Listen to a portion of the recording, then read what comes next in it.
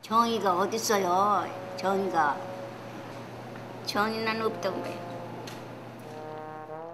2006년 3월 1일 국무총리가 골프를 치고 국민의 지탄을 받았다. 골프를 치는 것이 죄가 되는 것일까? 박세리는 골프로 나라 이름을 빛냈다. 그런데 왜 실세 국무총리가 물러나야 했을까? 그날이 3.1절이란 역사 때문이었다.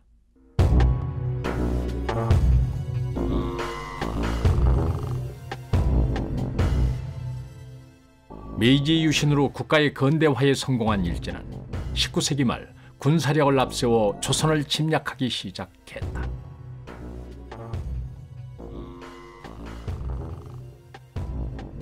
(1910년) 한일 병합으로 517년을 이어온 조선 왕조는 멸망한다.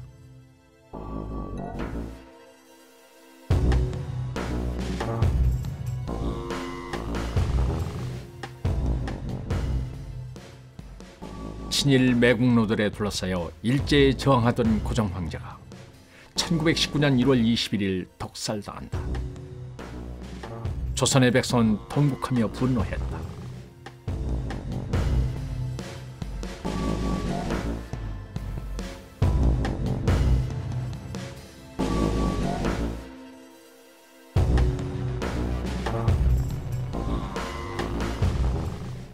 일제는 이토 히로쿠니를 재관장으로 임명하고 용산에 정예 전투 병력을 비상대기시키고 인천항에는 조포를 쏜다는 구실하에 군함을 파견했다.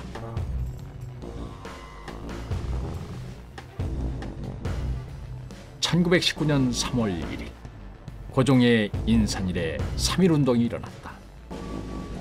일제는 비무장 만세 시위를 총칼로 진압했다.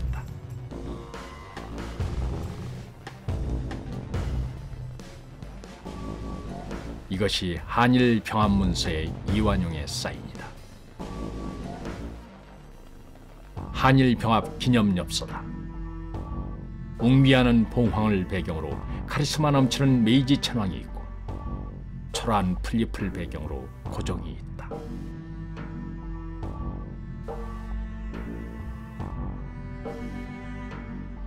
(1907년) 일제는 신교육을 명목으로 황태자 이은을 일본으로 데려갔다.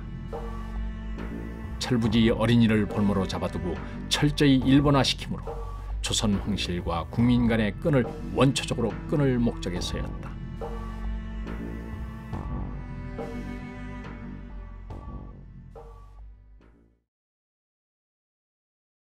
이 기록 필름은 1911년 7월 국내에서 상영된 최초의 활동사진이다.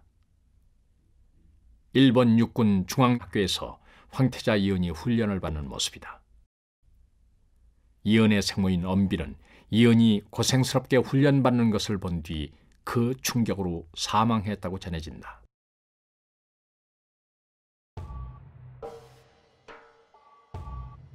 육사를 졸업한 이은은 1920년 이방자와 정략 결혼한다. 그의 결혼에 분격하여 폭탄을 제조하던 조선 청년이 경찰에 체포되기도 했다. 1922년 장덕궁에서 어전 가래를 위해 귀국한 어느 날 이은의 아들 이진 왕자가 의문의 죽음을 한다.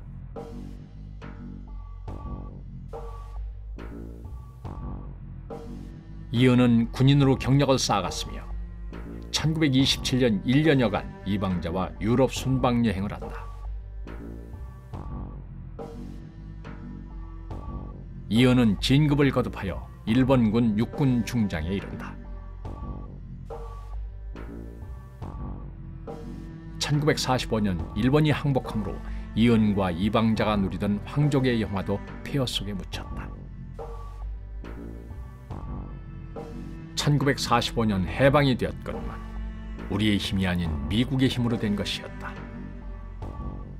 미국은 전후의 새로운 냉전 체제를 이 땅에 세웠다. 노회한 정치인 이승만은 해방의 혼란과 건국 과정에서 구황씨를 자신의 정적의 하나로 봤다. 그는 일제 때도 명맥을 유지하던 종묘 제례를 중지시켰다.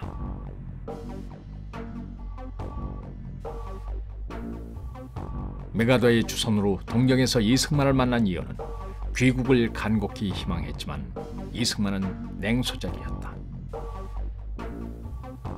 더욱이 이승만은 이구의 미국 유학 여권조차 내주지 않아 이은의 가족을 무국적자로 만들어버렸다. 이승만은 평화선을 긋고 국내에서는 친일 인사들을 중용하는 이중성을 보이면서도 이은을 일제하에서 호의호식한 비애국자라 비난했다.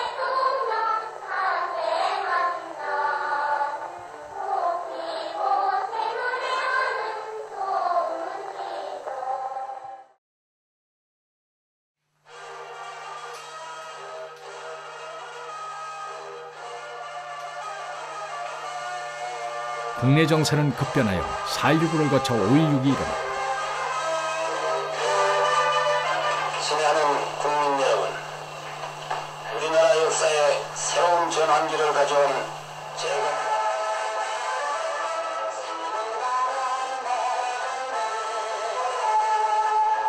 젊고 패기만만한 박정희는 이은의 귀국을 허락했다. 그러나 이은은 이미 의식불명의 식물인간 상태였다.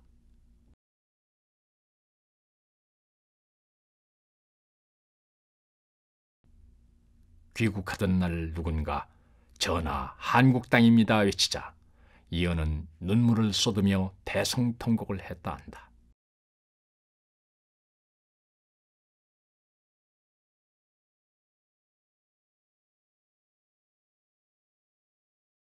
이은은 보불 전쟁사를 전공한 군사이론가로 이름이 높았다.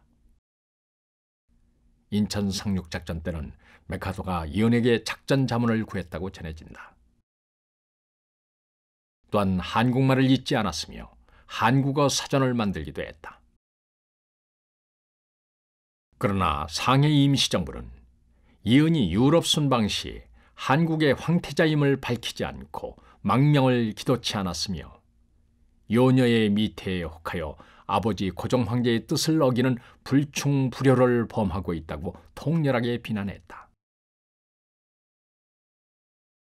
동경 중심부에 위치한 그의 저택인 아카사카궁을 이승만에게 내놓는 결단을 내렸다면 지금 그가 살던 곳은 태극기가 휘날리는 한국 대사관으로 남았을 것이다. 이은은 불과 11살의 나이 때 볼모로 끌려가 철이 나기 전부터 일본식 교육을 받고 적국의 딸과 결혼하여 피를 섞어버렸으니 그는 일제의 식객에 불과한 신세를 면치 못했다. 학습원 시절 어린 이은은 창덕궁을 그리워하며 새를 즐겨 그렸다고 한다.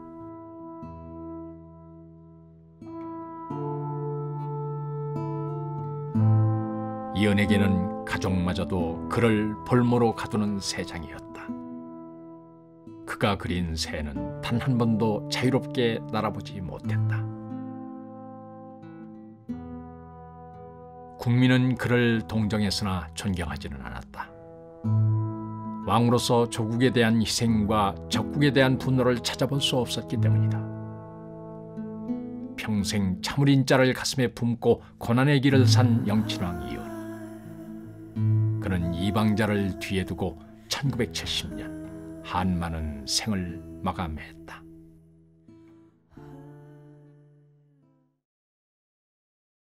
이방자는 신고 있던 유리구두가 깨어진 비운의 신데렐라였다.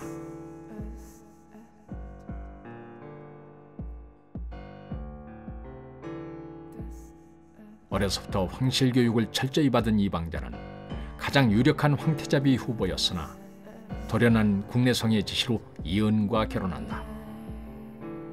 이때 천왕이 이방자를 불러 위로하며 설득했다고 전해진다. 1922년 귀국 시 첫아들 이진이 죽자 이방자는 고종의 독살에 대한 조선인의 복수라 생각하고 비탄해졌는다. 이방자는 이은과의 결혼을 국가를 위한 자신의 운명으로 받아들이고 여필 정부의 길을 걸었다.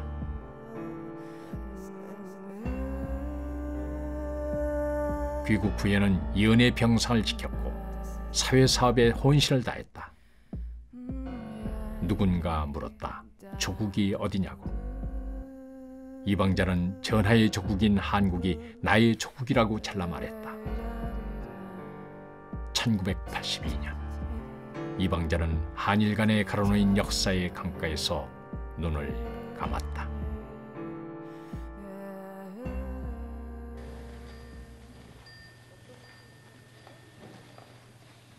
여기는 덕숭산 수덕사. 나는 의친왕 이강이 만공 스님에게 주었다는 검은고를 보러 왔다.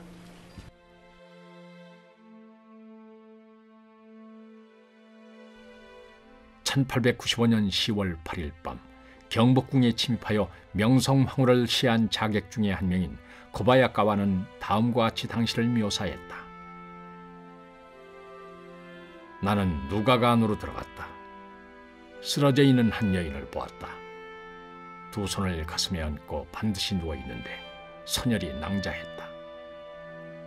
그 옆에는 검은고가 굴러떨어져 있고 여인의 피가 흘러 검은고의 몸통까지 적시고 있었다. 700년이 된 검은고는 아름다웠다. 고려 말 공민왕이 노국대장공주를 위해 만들었고 조선왕조의 보물로 전해 내려오다가 의친왕이 만공 스님에게 준 것이다. 통곡하여 우리 2천만 동포에게 고하노라라는 유고를 남기고 상해로 망명을 시도한 의친왕 이강. 그는 1877년 고종의 둘째 아들로 태어났다.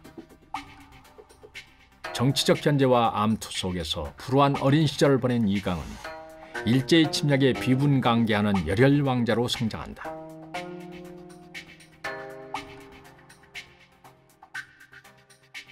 엄비의 견제로 그보다 20살이 어린 영친왕에게 황태자 자리를 내주고 미국으로 보내진다.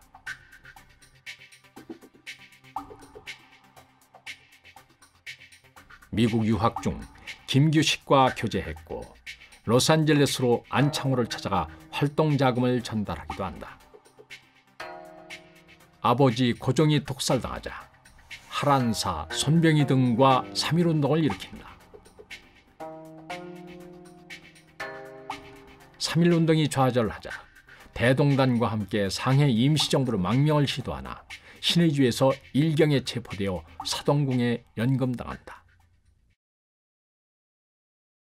자유를 잃은 이강에게 남은 것은 식민지 조선의 수도 경성의 황폐한 풍경이었다.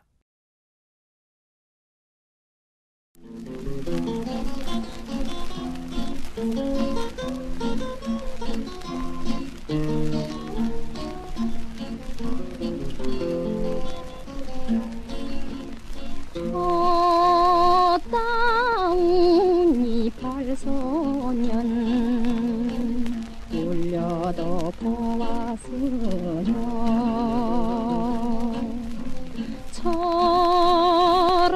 철없는 저 사랑에 울기도 했더란다. 연지와 돈을 갈라 닷없는 얼굴 왜 청춘이 파스러진 것인데. 일제는 미국에서부터 이강의 스캔들을 날조하여 유포했다. 일경은 이강의 동향을 24시간 감시했으며 그의 항일 행적은 은폐하고 유독 술과 여자 관계만을 과장하여 시중에 흘렸으나 이강은 보라는 듯 요리집의 영수증들을 총독부로 보냈다. 명월관 기생 이난양의 증언에 의하면 우리 모두 의친왕 전하를 무서워했다. 겉으론 주색을 가까이 하는 것 같았지만 일제에 대한 적개심에 불타 있었다. 요리집에서 술을 마실 때도 권총을 옆에 두었다. 미화경부가 옆방에서 들으라는 듯 금지된 노래를 목청껏 불렀다. 무섭기만 했던 전하의 상해 탈출 소식을 듣고 우리는 감격하여 손을 잡고 울었다. 1930년 일제는 이강의 자기와 재산을 첫째 아들 이건에게 강제 상속시켜 그를 금치산자로 만들었다. 하지만 민중 사이에서 인기는 대단하여 항일의 상징인 거북선과 함께 이강의 사진이 고무신 광고에 등장하게 한다.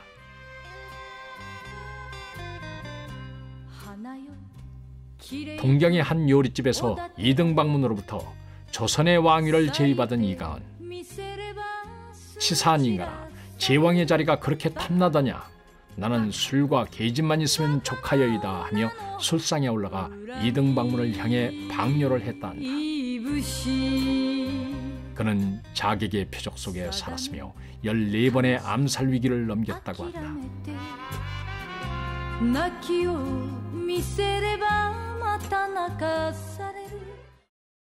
의친왕은 생모인 장귀인의 억울한 죽음을 슬퍼했다고 한다. 평생 술과 여자에 빠져 산 망국의 왕자란 그에 대한 스캔들은 일면 사실이며 일제가 바라던 바였다. 혹자는 그의 부인이 몇 명이고 자식이 몇 명이냐고 묻는다. 하지만 오늘 누가 남았는가? 쓰러져간 역사의 허망함 속에서 그 역사의 실체를 다시 만나게 해주는 끈이 바로 그가 남긴 핏줄들이다. 이젠 끝이야. 없어. 찾지도 말어. 찾지 진짜요. 찾지만 뭐 걔네들도 뭐 아는 게 뭐 있어. 아니 내놓을 게 있어야지. 방귀지. 옷에도 방구하고 그러지. 뭐야 난. 아이 몰라. 어르신, 일본은 어떤 나라인가요? 일본이요? 난 몰라. 일본은 어떻게 생각하세요? 아유 뭐 다 그렇죠 뭐. 뭐 왼손이 뭐냐 할 것도 없고요. 난 그래요. 이제 그땐 그때대로 그때 시대대로 흘러가는 건데 지금 와서 왼손이 뭐냐 할 것도 없어요. 난 지금 그때적인 좀 그래도 저거 해서 지금 대한민국 돼가지고 우리 사람으로 안 취급하는 게 그게 싫어요. 어디쯤 그때만 뭐 일본 사람도 뭐 저거 한 건 없지만 그래도 대한민국이 한국 사람이 됐다면 그래도 왕족이라는 게 있어야지 하고 뭐 좀 저거 해야지 하는데 그것도 없잖아요. 더 못한 것 같아요. 지금 그러니까 우리가 나설 때가 아니에요. 못으로 나서요. 뭐 왕족이고 뭐 황녀고 뭐 황세손이고 그따구 거지 같은 소리가 어딨어요. 대한민국은 어떠세요? 대한민국이죠. 뭐 어때요? 어떻게 생각하세요? 뭘 어떻게 해요? 몰라요 난. 그저 그렇죠 뭐. 내가 사니까 대한민국이지.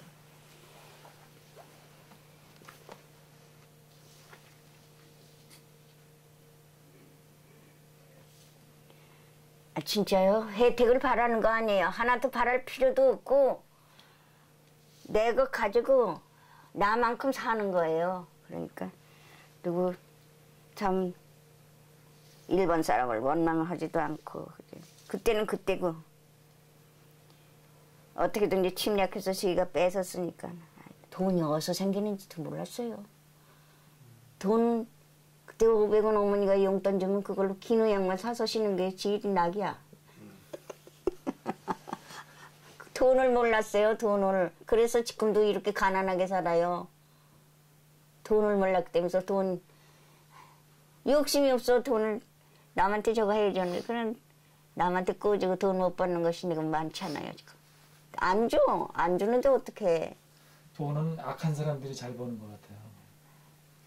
아유 이것저것 사업한다고 해가지고 뭐 성냥도 하고 그때 카바이트도 있었어. 카바이트도 하고 뭐 한다고 말장수도 하고 제주도. 그때가 다 사기꾼한테 다 당해서 그냥 다 건지도 못했죠. 그리고서 지금 연희동산 15만 평이라는 게 지금 걸렸어요. 근데 김대철이라고 판사예요. 그리고 그 아버님 김한섭이고 그 사람한테 이제 우리 서방님이 친구가 와서 돈 좀 빌려달라고 하니까 내 지금 현금은 없다. 그러니까 이걸 또 갖다가 재패슬랑 써라 하고 저는 이거 좀 아무튼 걸릴 사람 많을 거예요 우리 걸. 이후락에서부터 이후락 이후락이 죽었나? 김윤환이는 죽었지. 김윤환이 윤환이 그런 사람 다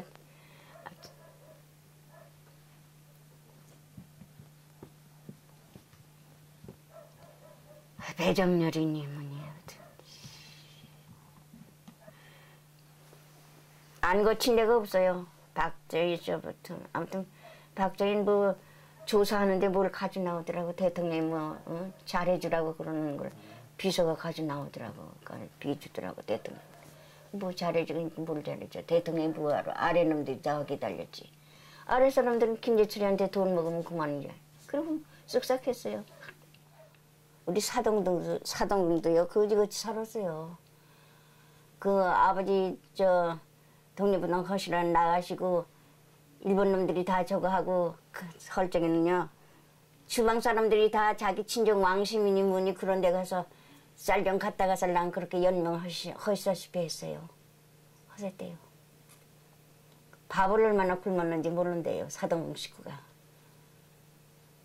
저희가 생각할 적에는 왕족이면 잘 살았어요. 잘 사셨어요. 그래서. 이런 사람들이 그 밀수하는 사람들한테 사고 그래서 이런 사람들이 부자죠. 우린 부자 아니에요.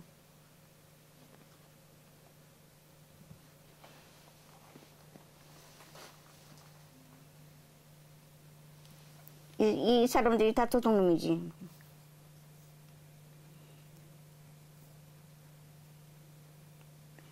왕실은 상당히 검소했다는 말씀. 네. 아니 그러니까 그 궁인지 뭔지 그거 보고 그게 뭐예요 그게? 그게 궁이에요 그게? 그게 어디 나라 궁이야? 한국 나라 궁이에요? 그런 데가 어딨어? 그런 데가 어딨어요? 그렇게 살아봤으면 좋겠네요 나도. 근데 젊은 애들이 그렇게 저거 하는 거 살았다고 생각을 하는데 절대로 없어요. 엉망진창.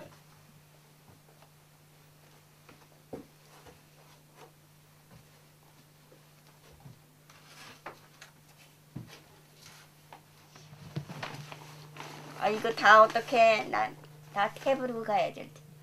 나 죽으면 누가 뭐 저거 할 거 뭐 있어. 사진 다 없애고 가려고 그래. 아버님이요? 의치. 아버님이요? 네. 아버님도 보통이시죠. 그렇게 보통이신가요? 크지 않으세요. 네. 네. 가방 하나 땄겠어요. 바스켓이라고는. 거기에 곤충이 요만한 게 있어요. 곤충. 하얀데 손에 꼭 들만한 곤충이에요. 그 전하라고 호칭을 하셨죠? 네? 다들 아버님을. 네네. 전하라고. 네네. 집에서는 또 이렇게 자식들도 전하라 그러셨어요? 아니면 아버지라 그러셨어요? 저는 아버지라고 그랬어요. 아버지라 그러시고. 그런데 아버지라고 잘 부르지도 않았어요.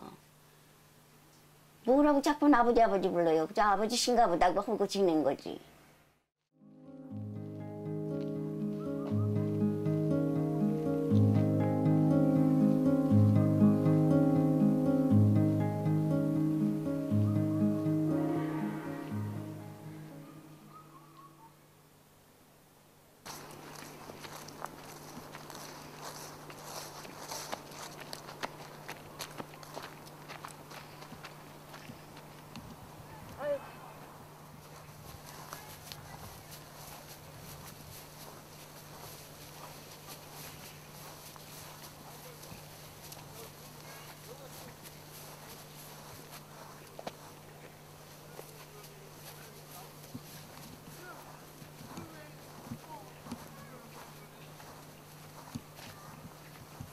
아버지 좋았어요.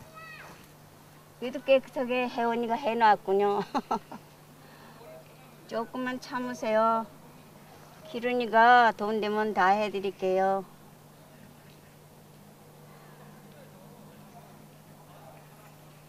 오래만 남기세요. 내년에 어떻게 되겠지.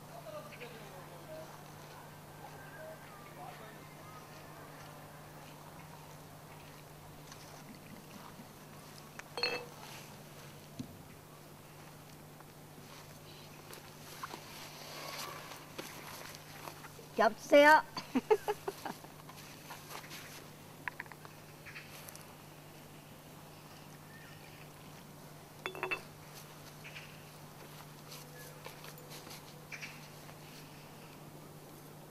위스키가 아닙니다. 오늘 밤에 나타나세라. 나는 며칠 후 어르신께 아버지가 꿈에 나타나셨느냐고 여쭤보았다.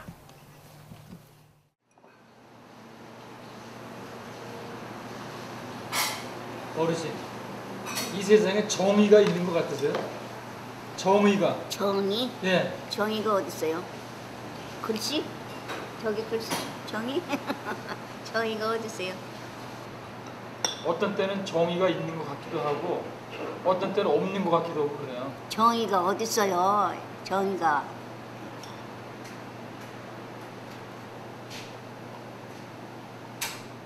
정의는 없다고 그래요.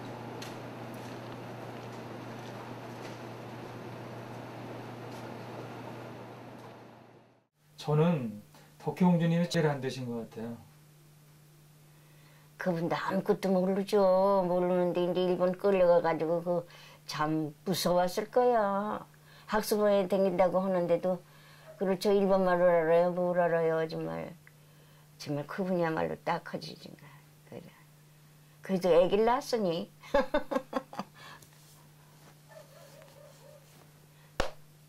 그러니까 한참 머리가 돌았었지. 돌 수밖에 없을 거야.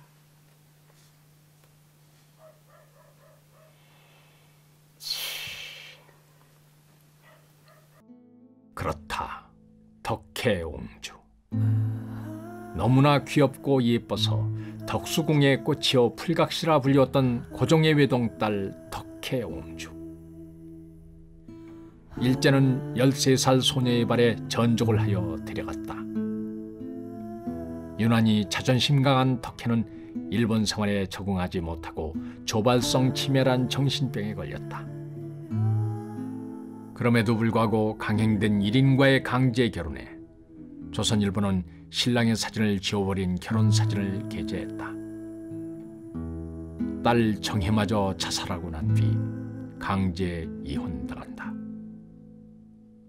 동경의 정신병원에 수용됐다가 1963년 귀국한다. 그러나 실어증으로 말 한마디 못 남기고 1989년 억울한 생애를 마쳤다.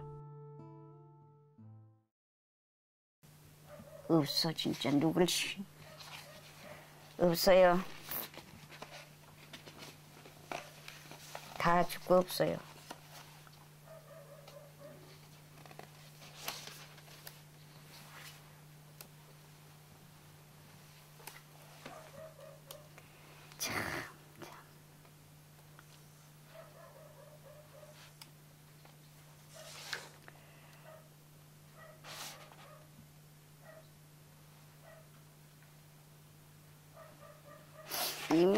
아무튼 방자 여사한테 구박받고 살았대요. 이분 참 방자 여사가 그렇게 구박을 했대. 그러니까 구박할 수밖에 수줍어서 하고 말도 잘 안 하고 하니까 이제 답답하니까 난 야단도 칠 거지 뭐.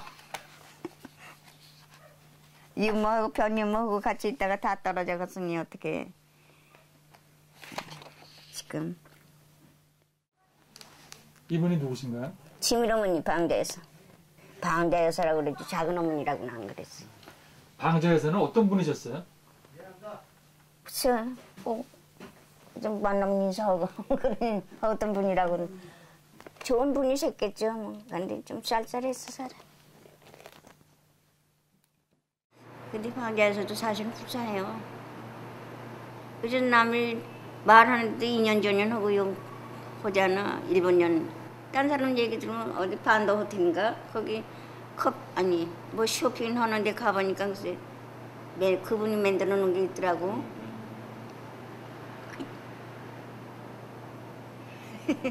일본 년이 만든 거라고. 그리고 저거 하더라고. 그래서 그때가 언제인데? 그때가 몰라 언제인지. 그래 예. 내가 우리 딸하고 같이 갔는데 어떻게 저렇게 말을 하는 사람이 어딨어. 그래서 다 그렇다 사람. 그때 일본인이 와서는 이렇게 뭐 어쩌고 저쩌고 하고 그렇게 욕을 하더라고요. 반이 일본 피 아니에요? 반이. 예. 이구 씨는 예. 100% 한국 사람이 아니잖아. 예. 그래서 그렇게 자꾸만 하면 걔도 뭐 자기가 낳고 싶어서 낳았어요? 어? 일본 피, 한국 피, 아이고 뼈다구는 그래도 한국 뼈다구 아니야? 아니야? 일본 뼈다구 해? 아이 네 좀. 아이.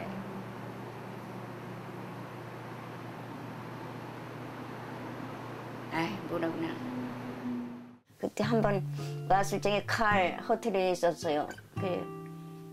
내가 갔어. 그랬더니 다리를 다쳤다고 다리가 퉁퉁이 부었더라고. 그래서 운영구에 가서 선인장 넣어가지고 찢어가지고 갖다 붙여주고 그랬어요. 청년 때 나오면 그렇게 뭐 화가 나는지 이렇게 비가 쏟아지면요 우통 다 벗고 나가서 소리를 질러. 양관 앞에 저기에서 소리를 지르더라고 내가 보니까.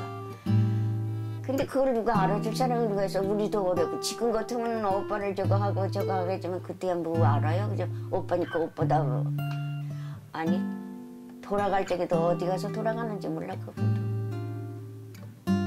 어디 가서 죽었는지 몰라요. 이혼하고 이제 전화라는 걸 다 내놓고 다 하니까 평민이 됐잖아요. 그러니까 이제 변해가 갔죠.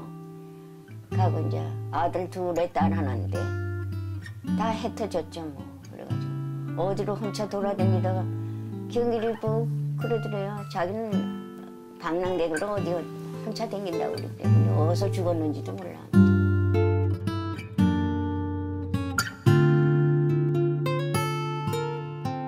그 자식들도 보셨어요? 애들이요? 예. 애들 보셨어요? 못 봤어요.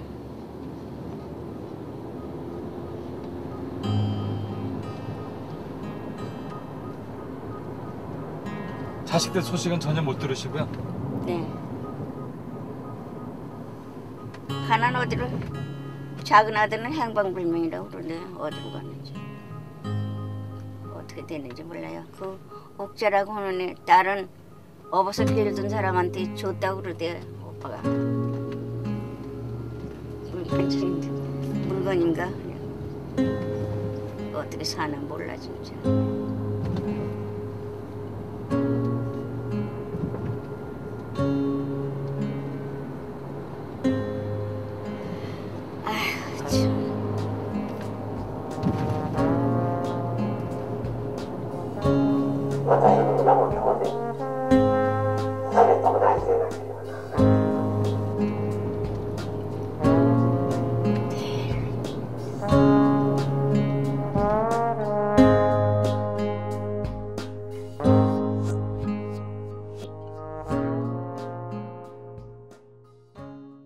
이우공은 어떤 분이셨어요? 응? 이우공은 운현공 오빠는 어떤 분이셨어요? 자상한 사람이죠. 아주 생긴 것 같이 이쁘게 생겼잖아요. 생긴 게 여자 같아요. 여자 스카우트 메고 한복 입고 그리고 슬람 양관 앞에서 사진 박힌 것도 있는데 다 없어졌지만 여자 노릇을 잘해요 그 오빠가. 그리고 재밌게 놀아요 우리를 데리고도.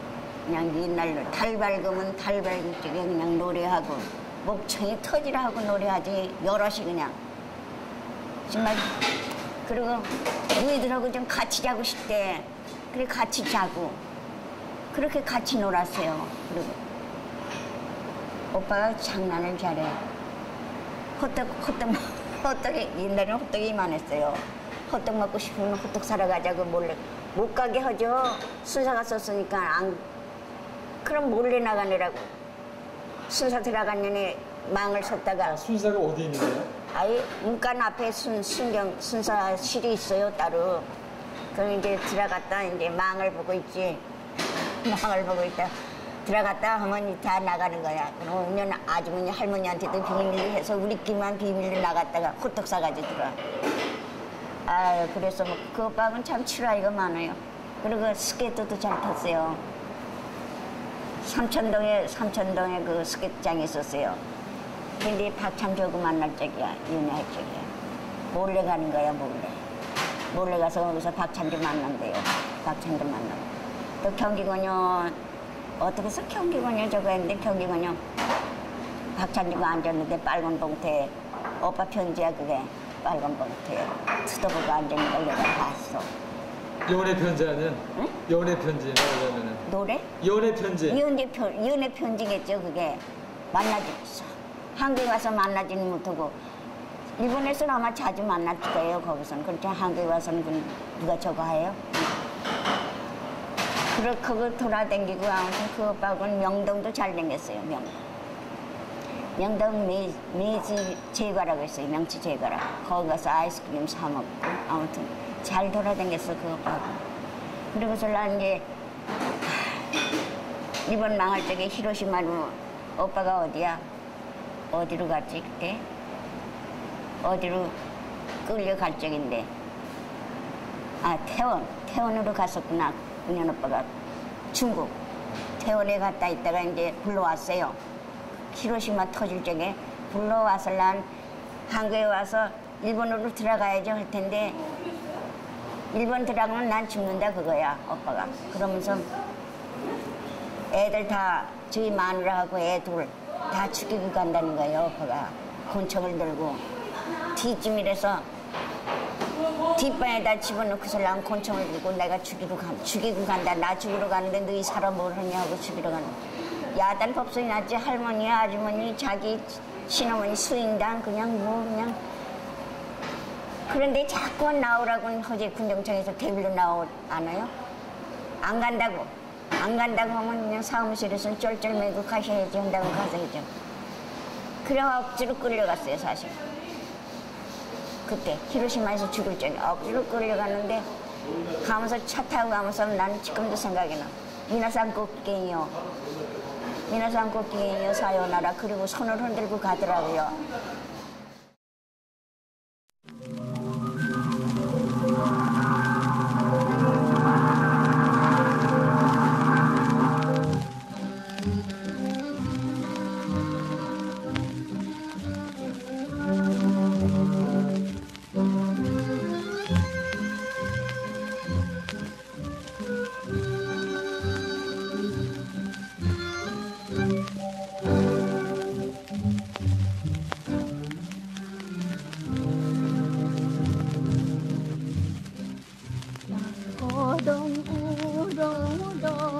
연락선은 떠난다. 쌀가슴 자리서 눈 젖은 손수건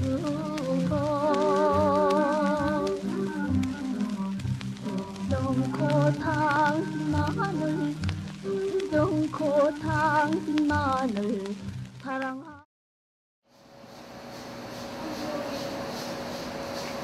가고 나서 대문, 그냥 큰 대문에서 뱀이 떨어졌어요.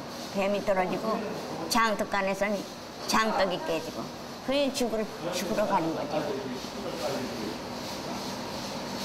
아휴, 출근을 하는데 자동차 기사가 배가 아파서 그날 못 왔대요. 그 자동차를 타고 갔으면 원자탄이 터져도 괜찮았을 텐데 할 수 없이 말을 타고 가셨대요. 말을 타고 이제 직장까지는 가는데 원자탄이 터니까 그 말이 꼬꾸라지고 떨어져가지고 개울일 때 그 개울로 들어갔대요. 오빠가. 개울로 들어갔는데 이제 무관이 건져가지고 신체를 옮겨놓고 자기는 거기서 활복돼서 하고 그리고 오빠는 신체에 와서 요 학교에다 짰어요. 비행기에 까맣게 학교에다. 오빠가 작긴 작았어. 딱 해가지고서 난 기본호 입혀가지고서 왔는데 손이 이렇게 꼬부라졌어. 손이 꼬부라지고 눈 여기가 하나가 시커매. 눈이 아마 빠졌나 봐. 그래 모셔왔잖아요. 모시다가 이제 얼음에다 채서 사랑에 모셨잖아요. 그래 전부 다 그냥 울음바다지 뭐.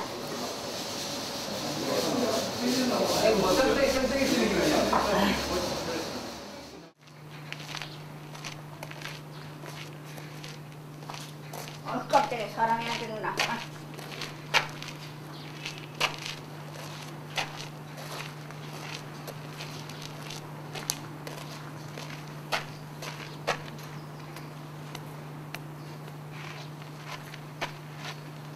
여기 이 최에서 운현 아빠 주무시고. 누가 주무셨다고요? 운현 오빠. 오빠 이게 오빠 사랑했었어요.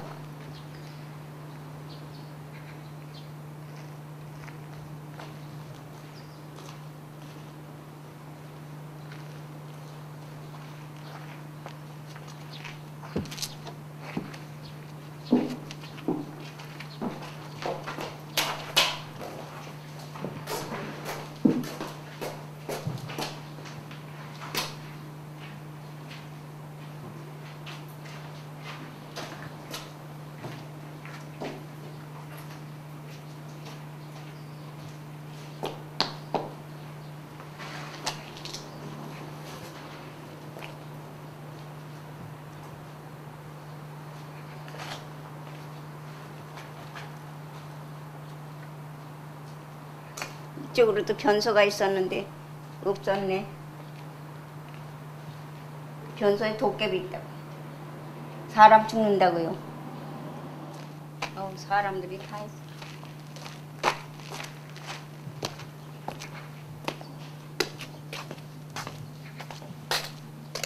깜짝이야. 왔네.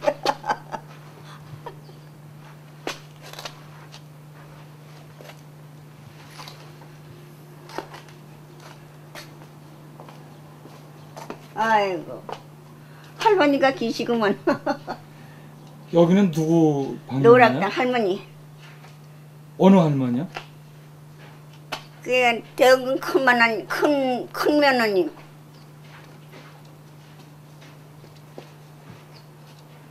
그분은 아주 꿋꿋하게 허리 안 굽혔어요. 그 할머니는 유난해. 속방가정 다 있구나.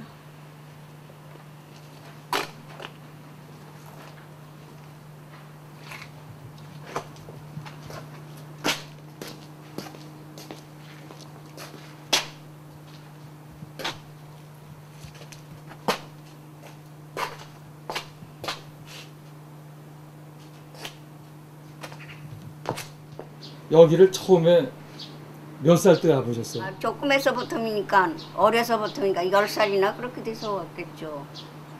10살들 전부 다.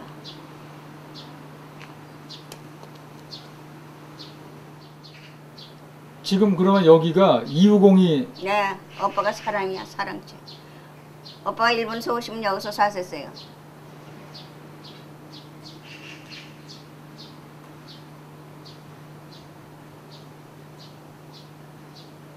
이쪽의 풍경들은 옛날이랑 변하지 않았나요? 네? 변했어요. 이거 많이 변했어. 이렇지 않은데 저기 이렇게 해서 양관으로 올라가는 저게 있었고.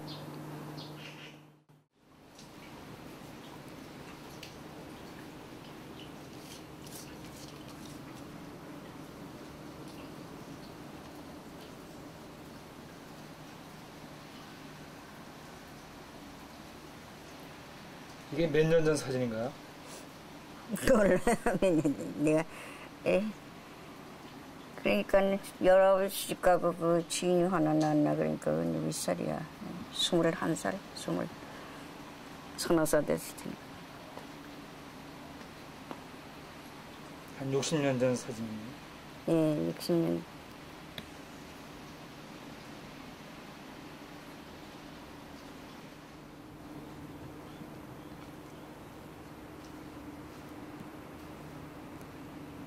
어르신, 지금 이 사진이 이 장소 맞죠? 예, 맞아요. 이게 지금 어느 분들인가요? 한번 말씀해 주세요. 누군가? 이렇게 내외. 그게 누구 내외인가요? 운현 오빠 내외, 둘째 내외, 셋째 내외, 넷째 내외. 이건 참범이, 이건 딸 사우, 이거 우리 사우. 이건 경길이, 옛 남편이 없었고, 이거 수길씨. 우리 형부, 이거는 찬주 동생들. 박찬주 동생 하나 둘 셋 넷. 여기 혜경이가 꼈죠.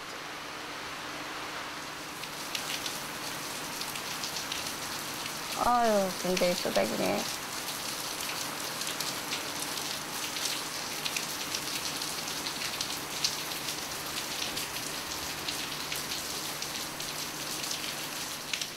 (50년도) 넘었으니까 뭐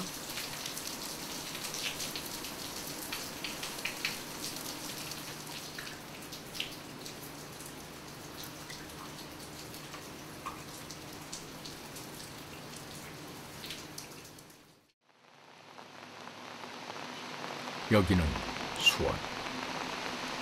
이경길의 최후를 찾아가는 초여름의 어느 날. 그날은 몹시도 비가 내렸다.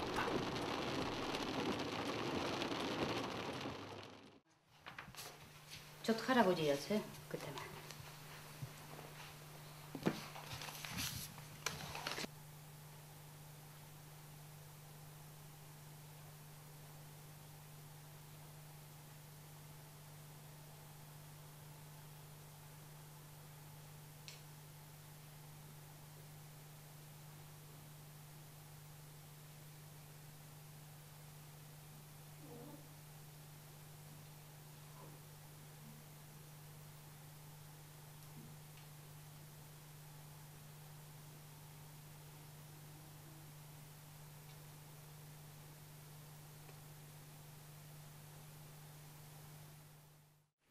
처음 온 날 그 할아버지의 그 상태에 대해서 좀 자세히 좀 말씀해 주세요. 예, 저녁에 한 6시 이후 오셨는데 그렇게 병원 옷을 입고 그냥 뭐 시어머니 뭐니 뭐 하나 형편없나 그냥 거리에서 거지 모시고 오시듯 되시세요. 누가 모시고 왔나요? 그렇게 진신부님이 모시고 오셨어요. 예, 예. 그 전에는 어디에 계셨었는데요? 병원에 계셨었대요. 병원에 계셨는데 병원에서 나가라니까 갈 데가 없어서 오늘 아마 어디 그냥 밖에 나가서 아마 힘에난 것을 신부님이 찾아다닌 것 같아요. 네. 찾아서 이렇게 이제 행방불명이니까 사방이 찾아다니면서 모시고서 이제 여기 양로원이니까 자리 있겠다 하고서 좀 무조건 모시고 온 거거든요. 네. 이제 보통 우리는 그렇게 오시는 분 이렇게 안 받아요. 네. 서류사랑 다 준비돼가지고 네. 다 한 다음에 들으시는데 당장 모시고 왔는데 어때요? 그래서 저희 집에서 모셨죠. 그러면 그때 뭐 이렇게 얼마 끼니도 좀 굶은 것 같고. 그렇죠. 잡수지 못했죠. 잡수지 못했죠. 그냥 뭐 형편 없었죠. 뭐 세수도 안 하시고. 그럼 세수도 않고 뭐 예. 그리고 머리도 길어가지고 네. 여잔지 남잔지도 이발을 분간도 해가지고. 예. 그럼 완전히 그 인간적으로 파괴된 상태에서. 파괴된 상태고 서류상 돌아가신 분이 있었어요. 서류상. 그게 왜 그렇게 돼 있을까요? 그건 저는 모르죠. 아, 그 할아버지 소리가 왔는데 이미. 예, 한대 돌아가신 서류로 돼 있었어요. 그래서 이렇게 책 같은 거 그 야지 사람들 오셔서 이렇게 보니까 그분은 책이 기록도 안 돼 있고 벌써 돌아가신 거로 돼 있었어요. 그때 그분이 소지품을 어떤 걸 가지고 계셨나요? 없었어요. 아무것도 없었어요. 아무것도 없었는데 야중에 한 몇 년 후에 사진을 한번 보여주대요. 어머니 사진. 그래서 제가 그 사진만 본 거 기억나요. 아버님하고. 그래서 이제 당신이 원하는 건 뭐냐면 정부에서 땅을 많이 뺏겨가지고 땅 좀 찾아서 합정시키고 자기 어머니 보듬도 마마하고 같이 합정시키고서 돌아가시고 싶은 거 그게 천체의 원이었어요. 근데 땅은 어디 있는 땅을 그렇게 찾고 싶어 하셨어요? 삼성동에 큰 땅이 있대요. 근데 그 어머니 사진은 어떤 계기에 꺼내? 그러니까 이제 자랑하는 거지 뭐 어머니가 이런 어머니였었다고. 근데 당신 어머니 이렇게 말씀을 안 하셨다고 하면서 날씬하고 조그만 접대요. 예쁘게. 예. 아, 저는 참 그거는 처음이네요. 그 자기 엄마 사진을 가지고 다니셨다는 건 처음 알아요. 엄마 사진을 가지고 있대요.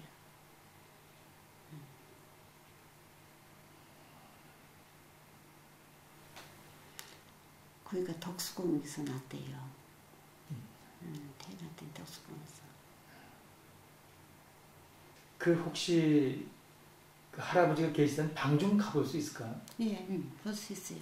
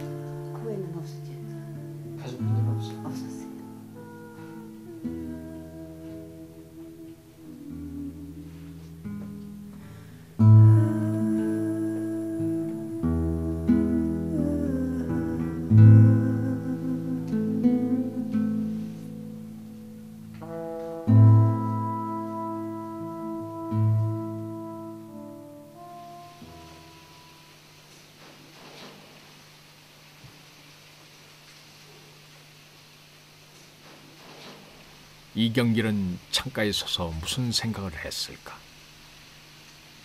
그를 낳고 떠난 어머니를 생각했을까?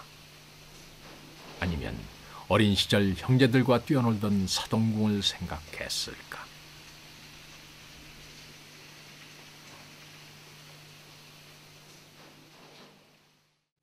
이 사람이 정말 빈손으로 왔다 빈손으로 간다는 게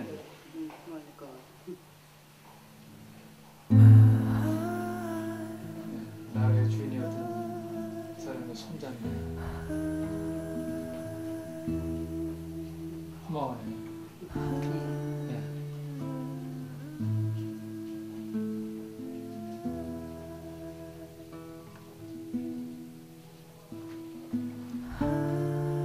이게 방이 너무 좁아가지고 카메라에 부어지고 이렇게 큰 궁궐에 사시던 분이 이런 한 뼘짜리 방에서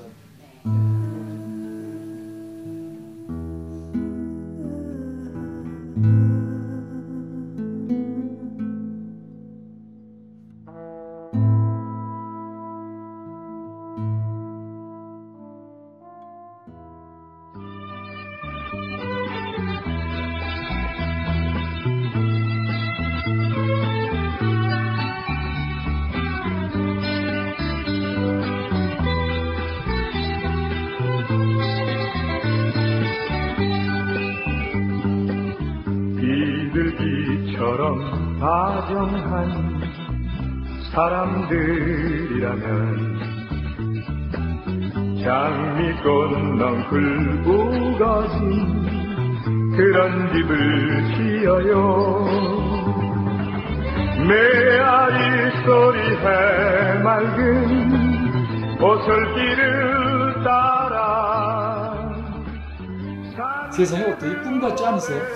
현재 지금 살아가면서 꿈이에요. 꿈.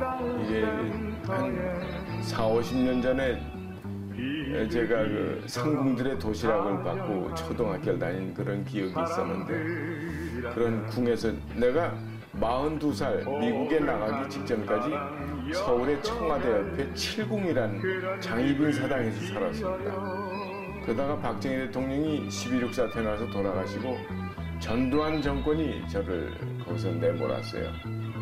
그리고 나는 미국에서 초청장이 왔길래 망명 아닌 망명으로 미국으로 갔어요. 그러다가 10년 만에 1989년 5월 달에 마지막 왕비이신 그 일본의 공주죠. 이방자 왕비께서 돌아가셔서 장례식에 참석하느라고 한국에 왔다가 영주권을 취소하고 다시 대한민국 국민이 됐습니다. 해방이 되고 났는데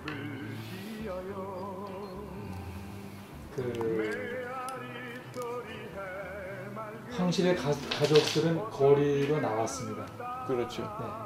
그리고 그 국가에서는 구황실 재산관리법으로 모든 황실 재산을 국가에 귀속시키고 그 다음에 뭐 이루 말할 수 없는 고초들을 겪으셨는데 선생님 뭐에 대해서 제일 분하세요? 저도 분한 게 많아요. 저도 세상 살면서. 예. 난 뭐 이젠 지쳐서 눈물도 마르고 역사를 생각하고 싶지도 않아요. 아버님 의친왕의 그 자손이 아들만 13인데 내가 11째 아들로 지금 남아있는데 형님들이 전부 미친 사람 같아요. 중얼중얼거리고 약주 잡수고 그러고 사시다 돌아가셨어요. 전부 다 정신병자들이죠. 45년 해방이 된 다음에 대한민국을 만든 이승만 대통령께서 그렇게 자기도 전주이시면서 왕실을 괴멸을 시키고 그 많은 재산, 땅만 1억 5천만 평을 나라 재산으로 환수를 시켰어요.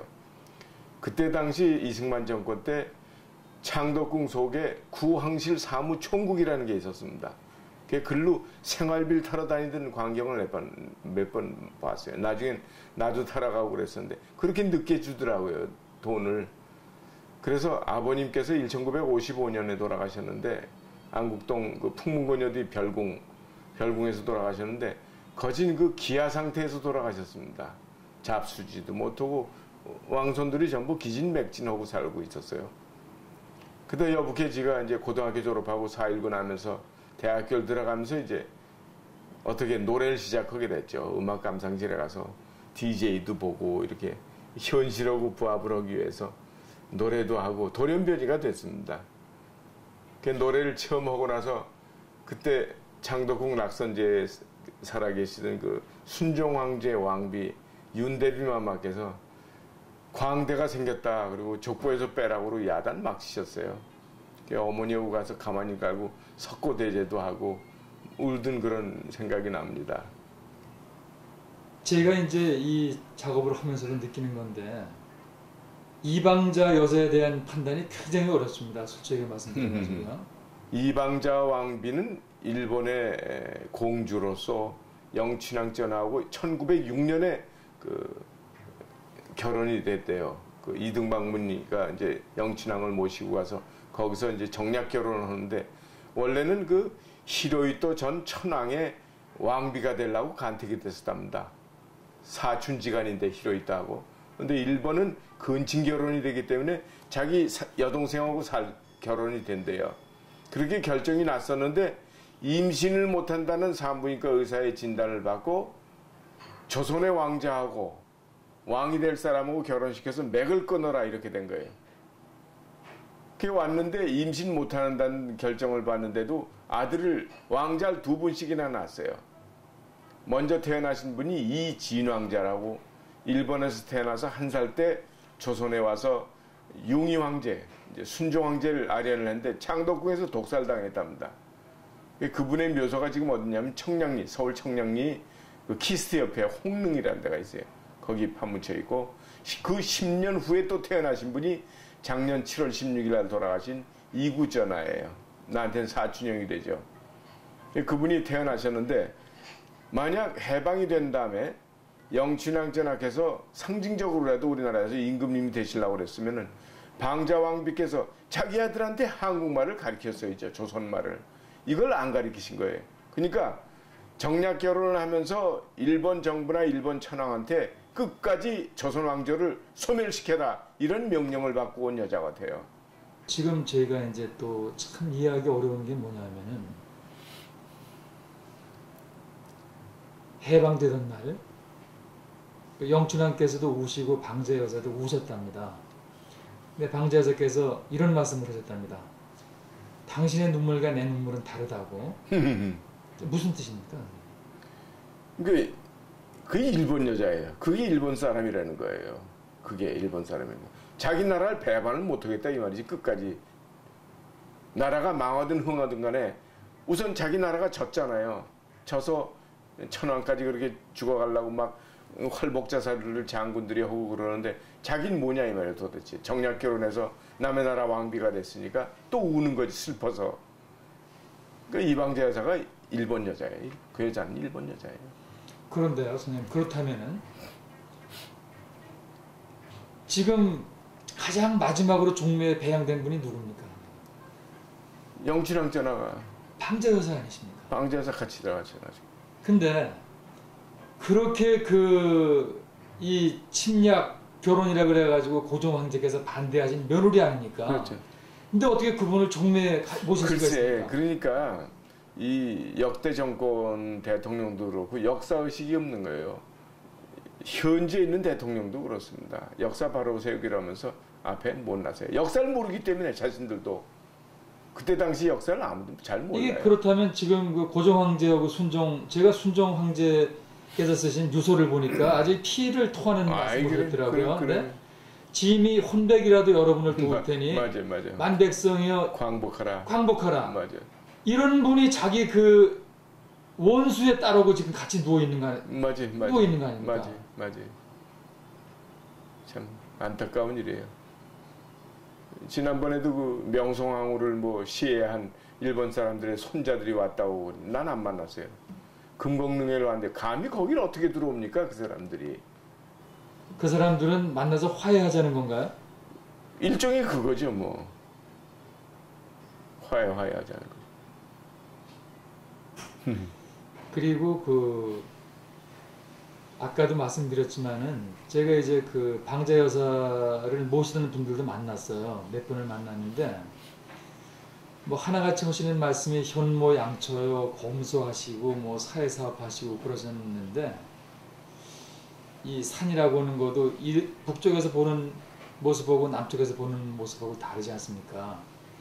장세에서는 진짜 어떤 사람이었습니까? 내가 낙선제에서 그때 히로히토 천황의 비서진들이 왔었는데 이렇게 인사를 딱 90도로 하고 났는데 의자에 앉으려고 하니까 앉질 못하게 하더라고요. 그래서 누가 못 앉게 하는 거예요? 방자 왕비가. 그러니까 자기가 왕비라 이거지. 조선에 왕비니까 너희들 함부로 앉지 말라 이거지. 예. 누구를 못 앉게 하는 겁니까? 거기서 온 비서 대신들을, 일본 천황의 대신들을. 그래서 이분이 정말 역사를 아는 분이구나. 내가 그렇게 존경은 했어요. 존경은 했는데 그러니까 일본 여자가 그렇게 무섭다는 걸 난 느꼈다고요. 가족들한테는 어떠셨습니까? 가족들한테는 그냥 서로 이제 말이 통하지 않으니까 뭐 이제 안녕하세요, 뭐 차 한잔 하세요, 뭐 이 정도로 그냥 서로 수인사만 하고 끝나는 거죠. 뭐 가서. 이구 씨에 대해서도 여쭙겠는데요. 이분은 자기 자신을 어느 나라 사람으로 생각했습니까? 그러니까 그 양자 문제가 나왔을 때도 한 5, 6년 전이죠. 전에 그 현재 전주시 대동종학원의 이사장은 이환이하고 미국에 계신 아버님의 셋째 딸 이혜경 누님하고 전부 다 와서 삼청동에서 식사를 하는데 그런 소리를 했어요. 자기로 끝났으면 좋겠다. 양자를 세우지 말라. 그런 얘기를 하셨어요. 그래서 이분이 생각은 참 올바른 생각을 하시고 주리아 여사하고도 그 MIT 공과대학 다닐 때 연애를 하시면서 나중에 결혼까지 하셨다는데 주리아 여사가 러시아계 여자라고 그래요. 그래서 자기가 태어난 게 일본 어머니하고 조선의 왕자하고 태어났는데 또 거기서 러시아계가 해서 자손을 보면 이건 짬뽕에 짬뽕으로 피가 섞이니까 그거를 의식하셔서 아기를 안 낳으셨는지 그분들 하시는 거 보면은 미국에서 오래 사시고 그러니까 태어나셔서 일본에서 15살까지 살다가 메가더 장군의 초청장으로 이제 미국 들어가서 MIT 공과대학에서 해서 미국에서 한 3, 40년을 사셨으니까 미국 사람이 된 거나 마찬가지고 역사의식이 없어요. 그러니까 나하고는 영어로 해요. 영어로. How are you, brother? 그러고 나서 어떠냐고. 근데 작년 돌아가시기 전에 5월 달에 그 종묘 제례 뵀는데 How are you? 그러고 악수를 딱 했는데 그렇게 아주 아구심이 세더라고요. 그래서 You strong man. 그러고 내가 얘기를 해줬어요. 그래서 와서 나하고 등산도 좀 합시다. 그러고 그랬더니 등산 안 한대. 그걸 벼랑간에 돌아가신 거예요. 7월 16일 날 일본에서 호텔방에서. 그래서 그 이구 전화만 좀 그 역사의식이 확실하셨고 민족의식이 확실하셨으면 바로 밑에 조카들이 있으니까 조카들을 모아가지고 대통령한테 하다못해 진정이라도 하고 독대를 해서 왕실의 전통 문화와 재산을 좀 찾을 수도 있는 그랬는데 그런데 의식이 없어요. 민족의식도 없고. 그러다가 주리아 여사하고 84년도인가 이혼을 한 다음에 자기가 역사의식이 있고 민족의식이 있으면 우리 대한민국에 올드미스라도 좋으니까 결혼을 하고 내가 그랬었는데 That's not my business야. 대답이 그거예요. 자기 일이 아니라 이거야. 조선이라는 나라의 역사는 자기 아버지 영친왕에서 끝났다. 이런 의식을 갖고 있어요. 그렇게 일본에 가가지고 아리따라고 하는 일본 그 무속인 무당하고 살다가 돌아가셨잖아요. 그 나중에는 자기를 낳아준 친엄마 그 이방자 왕비한테 막 미친년이라고 그러고 돈 받아내라고 그러고 막 욕을 하고 그랬대요. 누구한테 돈을 받아내라고? 나라에. 대한민국에서 돈 받아내라고. 왕실 재산이 그렇게 많은데 이구전화가 그랬대요. 욕을 하고 막 그랬대요. 그래서 이방자 여사가 폐세제한다고 그랬잖아요. 내 아들 아니라고. 이거 완전히 세뇌가 된 거죠. 일본 무당한테. 세뇌가 돼가지고. 참 안타까운 일이야, 안타까운 일. 그 아리따하고 이구 씨가 결혼한 게 사실입니까, 선생님? 네, 내가 지난 5월 17일 날 일본에 갔어요. 그래서 워싱턴 신주쿠에 있는 워싱턴 호텔에서 나시모토라는 이구 전하가 돌아가실 때 처음 발견했던 그 사람이 나시모토가의 그 양자로 들어가 있더라고요. 같은 일본 사람끼리 댕까 그러고 이제 존칭을 받더라고요. 근데 그 사람이 갖고 온 그 종이를 보니까 아리따하고 이구 전하가 정식으로 결혼이 된 호적이 있어요.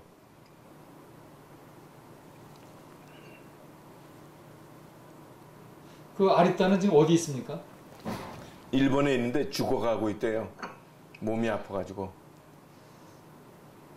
하여간 여기 한국에 오셔가지고도 나하고 같이 미국 갔던 김상렬 할아버지가 얘기를 하는데 신라 호텔인가 어디 잠깐 들어가 계시라고 그러고 나서 내일 아침에 이제 낙선제를 들어가시겠다고 이렇게 하는데 밤중에 도망가더래. 이거 아리따란 일본 무당의 전화를 일본에서 온 전화를 받고 신라 호텔에서 짐은 그냥 다 놔두고 그냥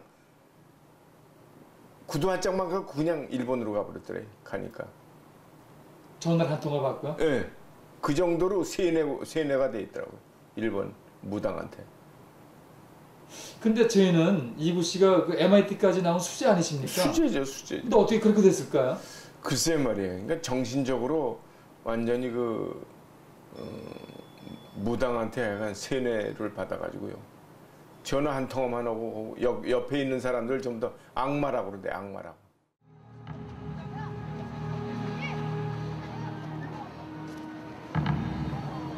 인생의 목숨은 초라하고 조선 왕조 500년이 양양합니다.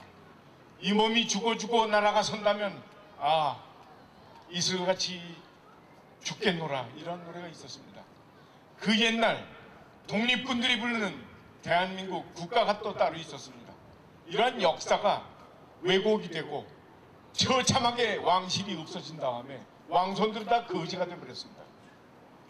이런 것을 보상을 받는 차원이 아니고 이 나라의 국민의 사상과 마음을 잡아줄 수 있는 어떠한 것이 나와야 된답니다. 대학교 1학년 학생들이 조선이라는 나라를 몰라요. 태종, 태세, 문단세 510년 조선 왕조를 몰라요.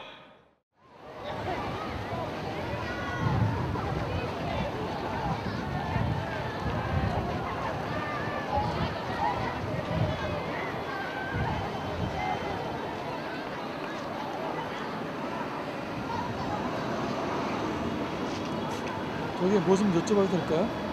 그 조선 왕 태종 태세 문단세 그거 외울 줄 아세요?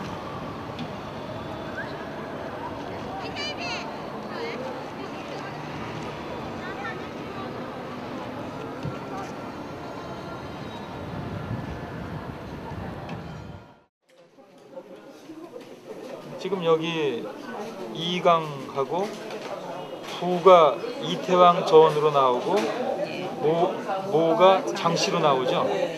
보는 전주이시고.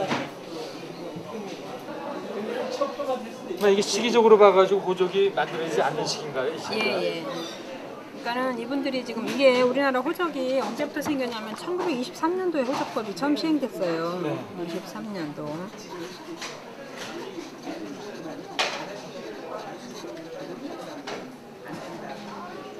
이 호적은 언제 만들어진 호적인가요? 이거는 아주 최근 거 1954년? 1954년 왜 또 취적을 했지 이분들이? 취적 여기에 계셨던 분들인데 취적이 뭔가요? 호적을 허가를 받아갖고 만들었다는 이야기거든요. 그러면 그 전에는 호적이 없었다는 얘기인가요? 제 생각에는 이 분가 기록이 있는 거 보면은 그러니까 이 호적이 지금 앞뒤가 잘 맞질 않아요. 왕의 호적이 있다는 것이 놀라웠고 기재된 이름들을 보니 마치 역사책을 들여다보는 것과 같았다. 나는 최인호의 길 없는 길에서 의친왕의 아들 강빈이 아버지 성을 못 쓰고 어머니의 성을 쓰는 것과 같이 호적에 이시성을 못 쓰는 사람을 찾았다. 여기도 이름을 이혜원이라고 하는 이름을 쓰시고 본명으로 전혜원이라고 쓰신 건가요? 예. 네. 아직 신혼이 회복이 안 됐으니까 뭐 예명도 쓰고 하는데 자꾸 뭐 혼자 판 것 같아서 그냥 그렇게 본명을 적어서 사용을 하고 있습니다. 그 법적으로 소송을 하신다든가 다시 그 성을 찾기 위한 노력은 하셨나요? 그 일전에 한번 하긴 했었는데 지금 시간도 없고 또 그래서 지금 준비를 하고는 있습니다. 하고는 있고 언젠가는 바로 잡아놔야죠. 그때 어떤 판결이 났나요? 이제 시기상으로 이제 아버지도 돌아가시고 뭐 아버지 신원을 일단 회복을 해야지 내 신원이 회복이 되는 거니까. 그러니까 아버지도 돌아가시고 할아버지도 돌아가셨기 때문에 시갈상으로 시효가 지났다. 그렇지만 이제 이것은 그런 문제를 떠나가지고 그 과거에 우리의 그 현실이 왕실의 현실이 그렇게 어려웠었기 때문에 좀 정상 참작을 해서 판결을 해야 되지 않을까 그렇게 생각을 합니다. 선생님은 몇 살 때 그걸 아셨어요? 저는 중학교 무렵에 처음으로 할아버님의 관련된 것을 어렴풋이 알게 됐어요. 그때 학교의 친구들한테 그런 얘기를 하실 수 있었나요? 전혀 그런 얘기는 하질 않았죠. 그게 따지고 보면 왕자인데 왜 그런 말씀을 안 하셨어요? 그때는 뭐 왕손이고 뭐 그런 얘기 해봐야 남의 웃음거리밖에 안 되고 지탄을 받는 그 인물들이 돼버리니까 우리 자체가 살아남아 있다는 것만 해도 다행이다라지. 나는 그거 생각을 하는 거지. 죽였으면 또 어떻게 할 거냐. 그러니까 뭐 일정 기간 동안은 누구라고 내세우지도 못하고 살았던 거지. 그런 다 연유고. 아니 그런 거가 그렇게 심각하게 느끼셨어요? 우리는 당연히 느끼죠. 잘못했다고 해서 다 죽인다고 그러면 어떻게 할 거냐. 고려가 망하고 조선이 들었을 때 그렇게 안 했나? 그렇게 했지. 나중엔 왕씨들 다 잡아다 다 죽였잖아. 그러니까 그 정권을 절대로 뺏겨서는 안 되는 거야. 그건 인류가 존재하는 한 그 정권을 뺏기면 곧 죽는 거야. 그건. 지금은 옛날처럼 목숨을 치지는 않지만 모든 활동을 할 수가 없게 중단되고 대통령도 그만두니까 백담사 보내고 뭐 하는 거. 옛날 같으면 죽였지 백담사 보내겠냐. 그런데 지금 이렇게 와서 이거라도 정리하게 해주고 하는 것은 상당한 그 발전적인 거다. 그러니까 왕권하고 지금 뭐 대통령하고가 틀리니까 그거는 관계가 없는 일이지만은 민주화 시대가 되고 했으니까 관계가 없지만 이게 왕조가 이어진다면 나 같은 사람 되다가 여기서 니네 옛날 거 연구하고 앉았으라 그러고 하겠느냐고. 죽이지 않으면 다행이지. 야, 근데 그게 사실 이게 이런 게 있거든요. 종묘 안에 그 공민왕의 사당이 있는 거 아시죠? 예. 이태조도 역성혁명을 해서 새로운 왕조를 세웠어도 고려 왕조를 존중을 했거든요. 어느 정도 그렇게. 그렇죠. 근데 저는 우리나라처럼 이렇게 지금 이렇게 해방이 되고 난 다음에 이렇게 완전히 아주 그 종묘를 당하게 만드는 거는 그랬지만은 상징적이고 명분이 있는 거는 유지를 하잖아요. 지금 종묘 대제 모시게 놔두잖아요. 현 정부에서도 종묘 대제 모시게 놔두잖아요. 그건 그거하고 같은 거예요. 그러니까 사람은 싫고 요식행위는 다 쫓아가고 궁궐도 다 부셔버려야지 뭐하러 놔둬 유물이라고. 다 부시고 세금을 줘야지. 그렇지만 그런 것들은 놔두고 사람만 보내면 된다. 거기서 영모를 일으킬 사람만 없어지면 된다. 그 솔직히 말해서 쉬운 얘기로 김영삼 정권 때도 우리 뭐 민족문화 뭐 되살리고 뭐 하면서 돈을 수백억씩 들여가지고 조선 총독부 없애고 말이야 경복궁 이거 하면서 사람은 들떠보지도 않잖아. 그러게 말이야. 사람은 안 들떠보잖아. 뭘 조상 걸 뭘 찾기는 있는 사람도 몇 사람 건져주지도 않으면서. 제일 한이 남으시는 게 뭐예요? 아버지의 한은 뭐고? 다 개인적으로는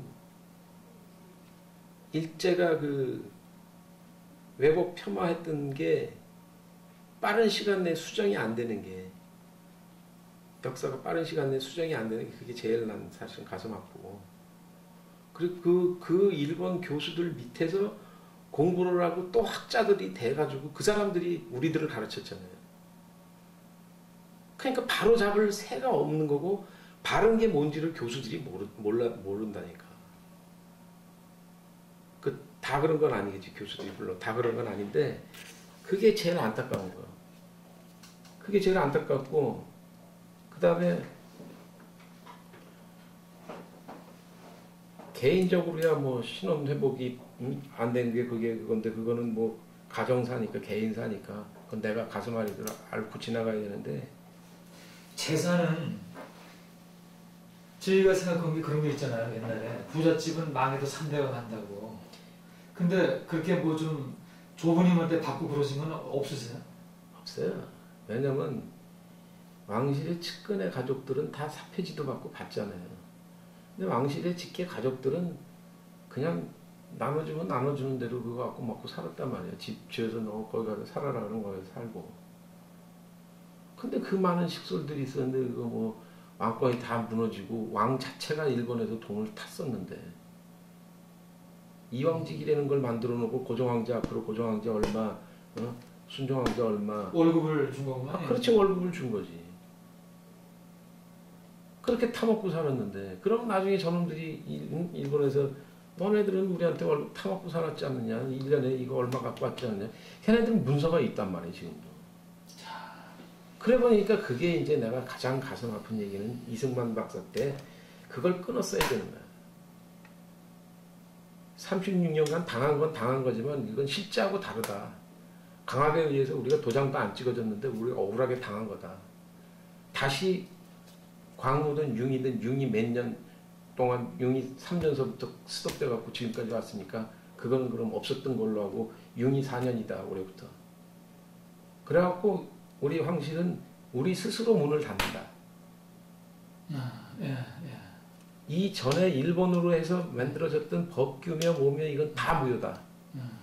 우리 무슨 부야 그게? 국내부. 우리 국내부에서는 몇 년 몇 월 며칠부터 조선 황실의 문을 닫고 대한민국 정부의 정권을 이양한다. 이걸 했었어요. 그렇죠, 맞죠. 이게 평화적 정권 교체예요. 이걸 안 하고 끊임없이 대한민국 정부가 생긴 거라고. 난 그걸 제일 잘못했다고 생각합니다. 그럼 어디서 나왔냐고.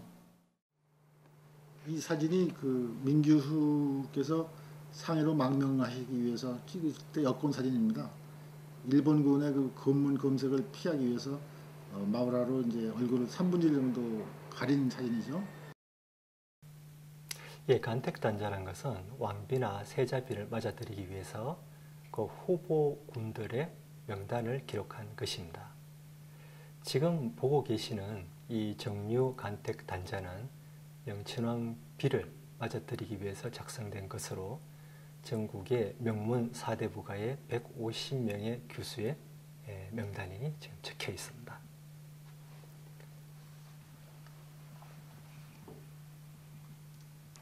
여기에 보시면은 민가반에 관련된 내용이 적혀 있습니다. 처녀 민씨 정유년 9월 25일 자시에 태어났다.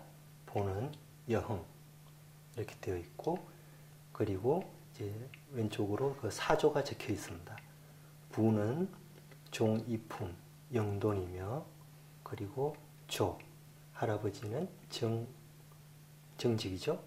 종이품 석호, 그리고 정조 할아버지는 정삼품 지정 이렇게 되어 있습니다. 그리고 외조로 정삼품 이원의 보는 전주다 이렇게 적혀 있습니다.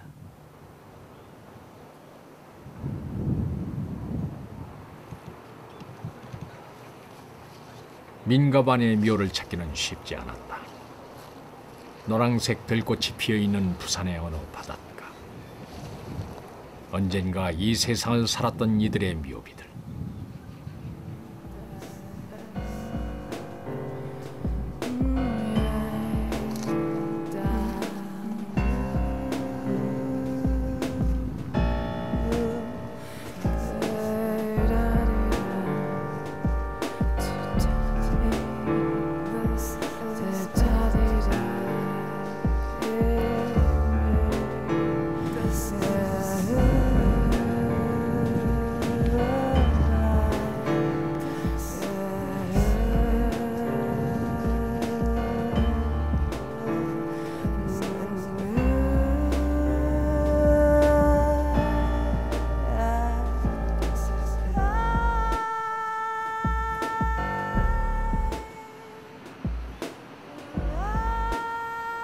바람만이 세차게 불고 있는 그곳의 한 귀퉁이에 민가바는 홀로 누워 있었다.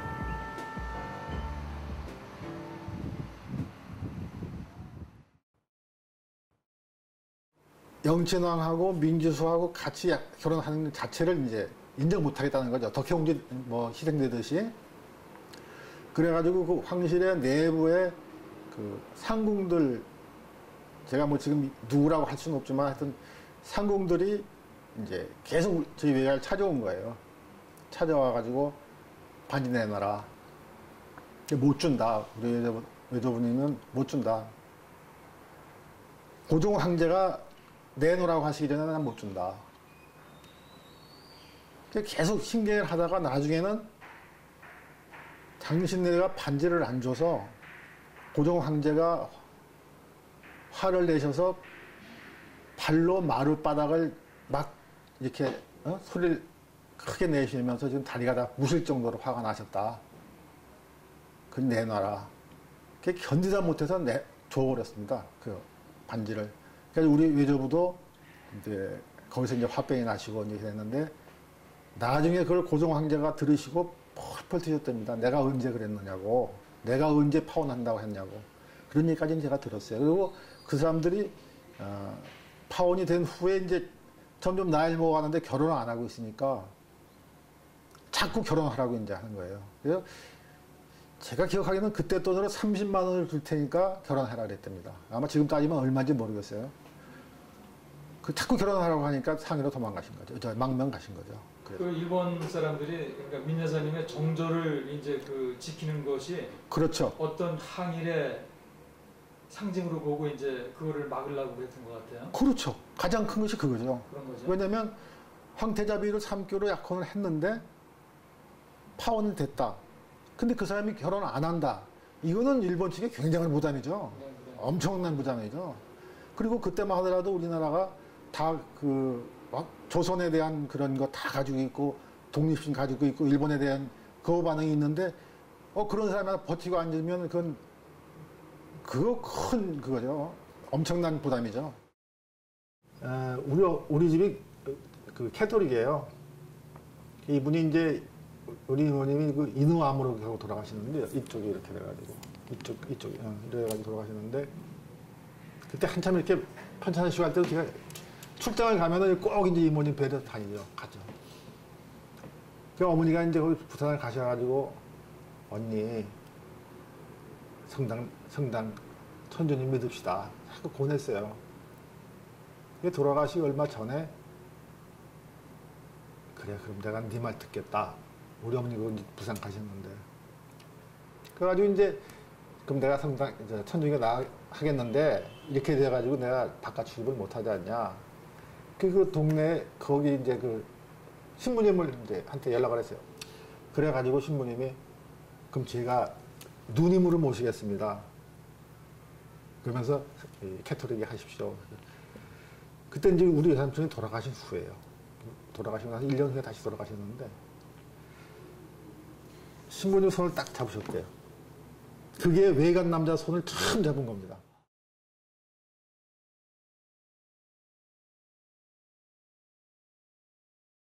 임시정부하고도 뭐 교분이 있으셨나요?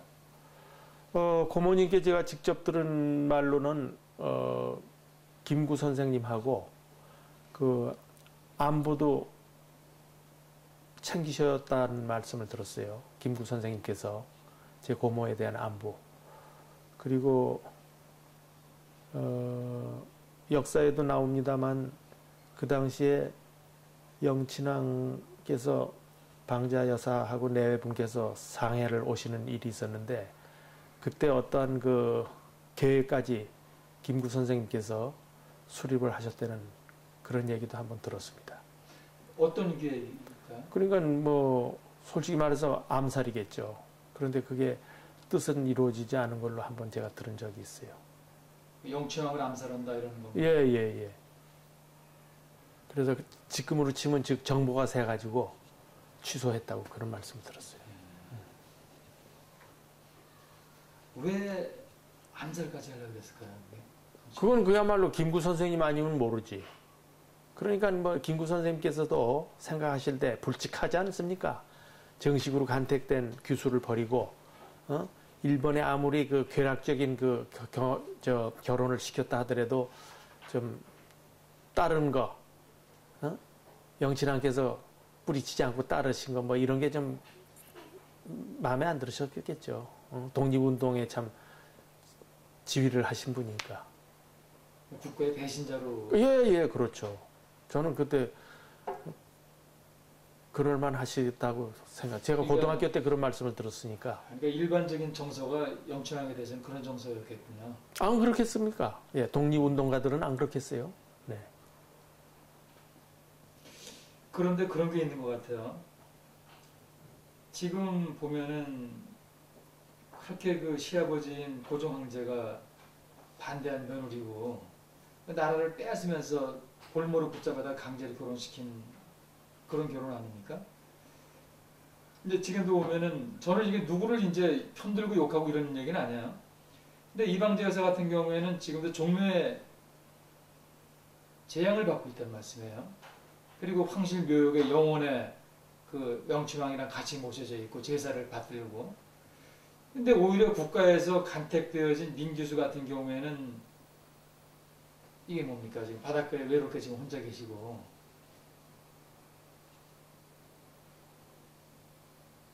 그 답은 그쪽 편에서 들으시는 것이 확실할 겁니다.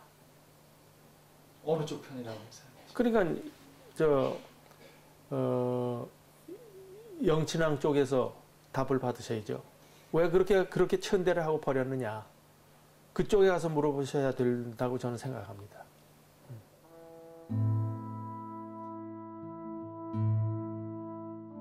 간택이라는 허울 좋은 인간의 계약으로 인하여 치르고 있는 공방생활 50년의 역사는 가시밭길 바로 그것이었다. 청춘을 공로하고 인생의 황혼길에 접어들고 보니 세월은 흐르고 흘러 어느덧 내 머리에 백발이 성성하니 이젠 마지막 갈 길도 멀지 않은 것 같다. 인과라는 게 무섭구나 그런 생각이 나요. 왜 그러냐면 이왕가에 사람이 없어. 조금 그래도 괜찮은 쓸만하다는 사람이 나면 일찍 죽어요. 그 초기 같은 그런 일이 없거든. 나무도 싸우더라도 투쟁을 더 하려고 그러고 이런 일이 있는데 그 근자의 이왕가의 사람들은 똑똑하게 저 사람은 쓸만한 사람이 되겠구나 하면 왜 이렇게 일찍 죽어요. 내 처남도 그런 사람이 있어요. 그게 내가 우선 이왕가의 자손이 관계가 했다는 게 싫어요. 이왕가의 자손 그래도 괜찮다 이렇게 생각해야 할 텐데 내가 생각해도 이러고 나서 이왕가의 자손이 뭐가 된다고 하면 건 좋게 생각이 안 돼요. 그러길래 우리는 사실 이렇게 얘기한다는 것이 처음 얘기예요. 그리고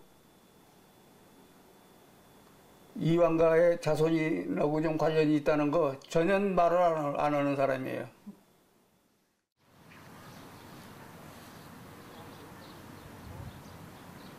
나는 이학진의 죄책감 섞인 고백을 듣고 경복궁을 찾았다.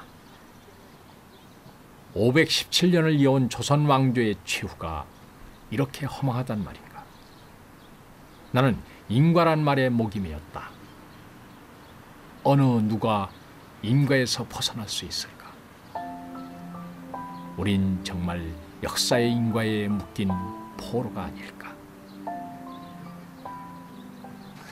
백년을 부연이 따라서 하나가 개새끼야, 개 같은 년이야. 대중이 오라고 하는 이곳은 이혜원이 사는 곳이다. 이혜원의 가난도 왕조의 인과일까?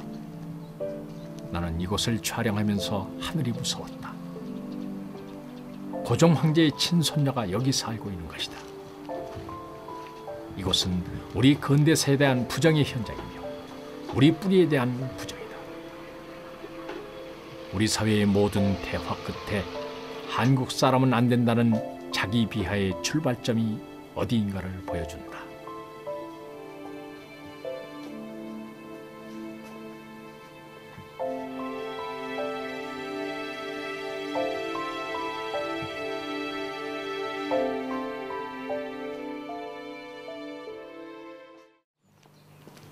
여기는 대구 근교.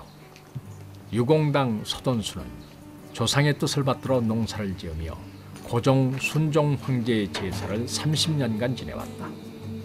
그러나 10여 년 전부터 향사가 끊겼다.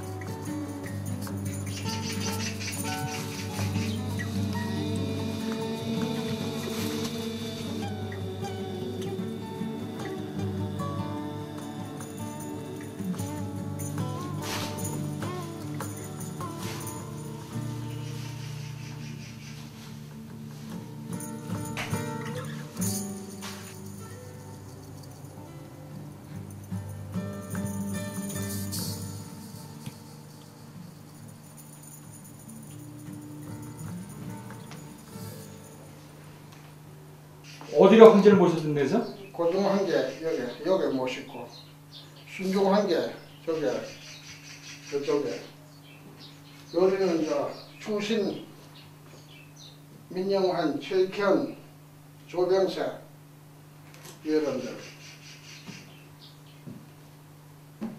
최병술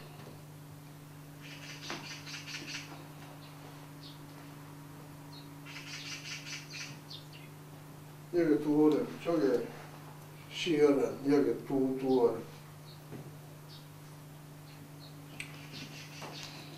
이제 어떡하죠, 어르신? 이게 이재명과 맥이 끊어지면은 제사가. 그런데 이거를 끊어진 이가 나가야 되는데 이거 의해야 될런지 그 나로서는 판단을 내가 할 수가 없고 이 조선 측에는 뭐 거의 집이 뭐 다 탕진이 돼 보신 건데 뭐라고 말할 수도 없고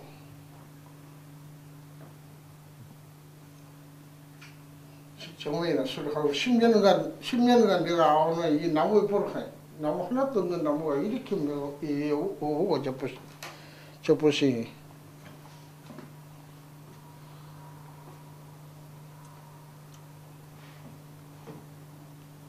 이건 완전히 아주 폐허가 됐구만요. 그렇죠, 완전히 폐허지.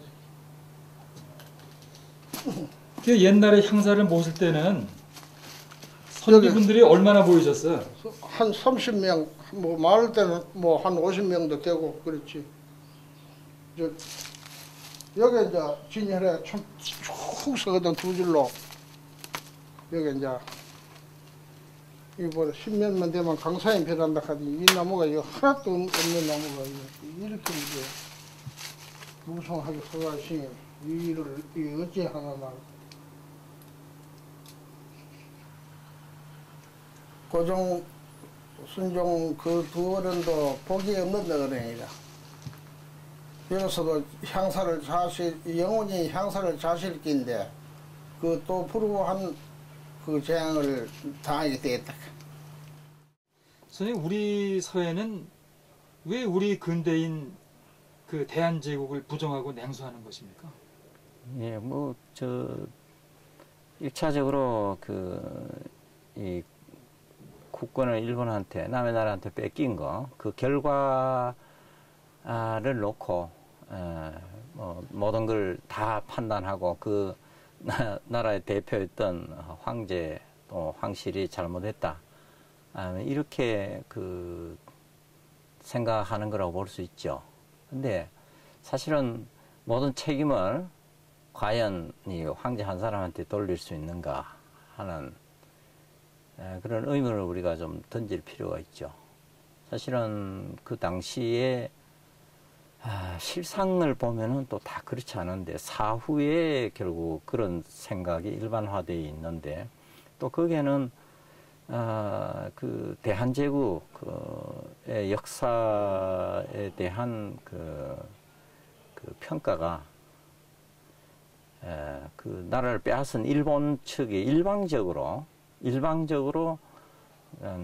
그 가한, 곧 말하자면 그 역사를 왜곡한 뭐 그런 것이 교육을 통해서 또는 뭐 각종 뭐 매체를 통해서 무능한 황제, 무능한 정부 였기 때문에 결국 일본에게 이 통치를 맡길 수밖에 없었다 하는 그런 선전, 이런 거에서 우리 국민 전체가 세뇌를 당했다고 그럴까요? 고종은 일본하고만 싸운 게 아니라 청나라하고도 싸우지 않았습니까? 예.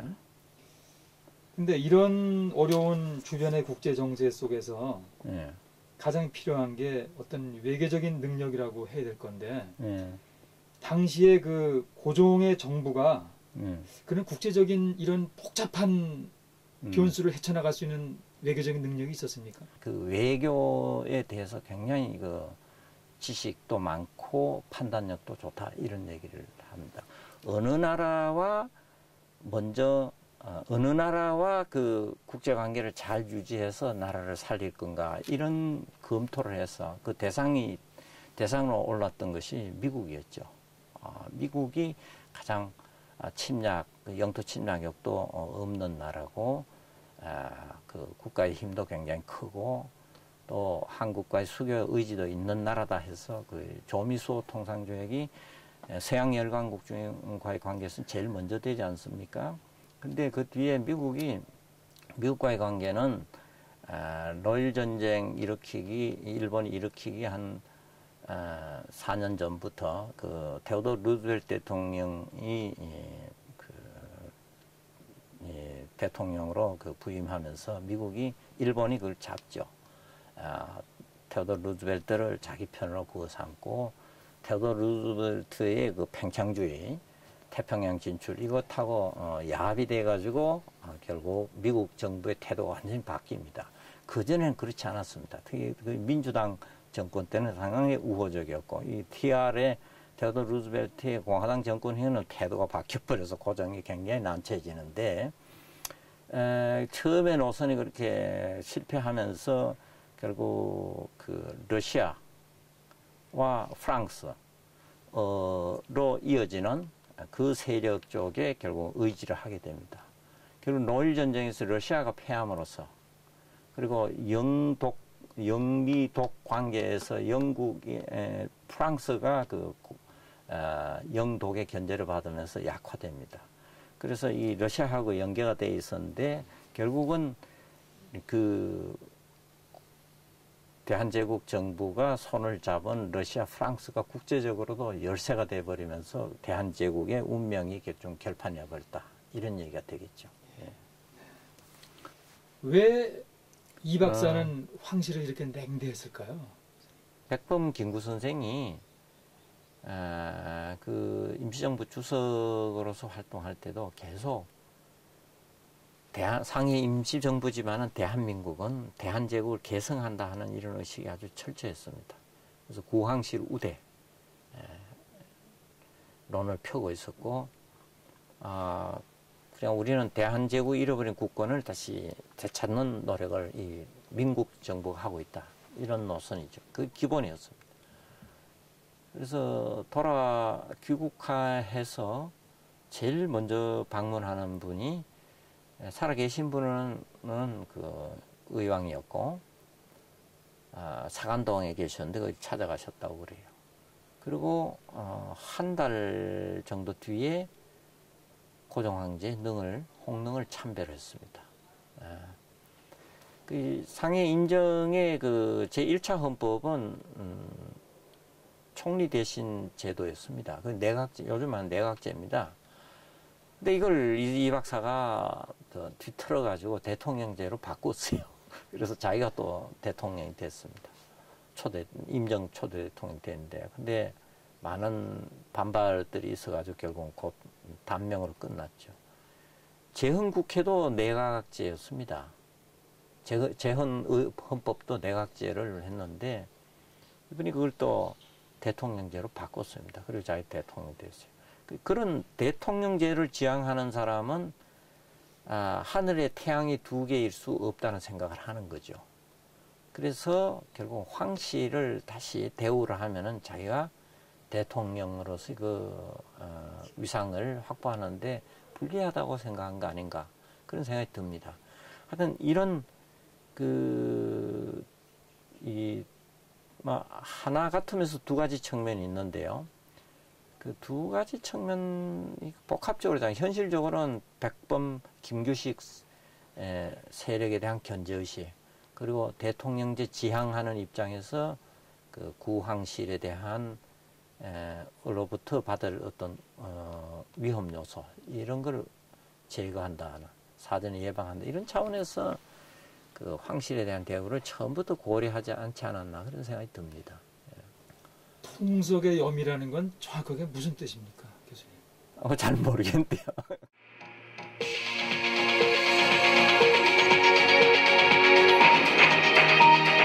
2006년 9월 어느 날, 나는 일본 천황가의 왕자 탄생 소식을 들었다.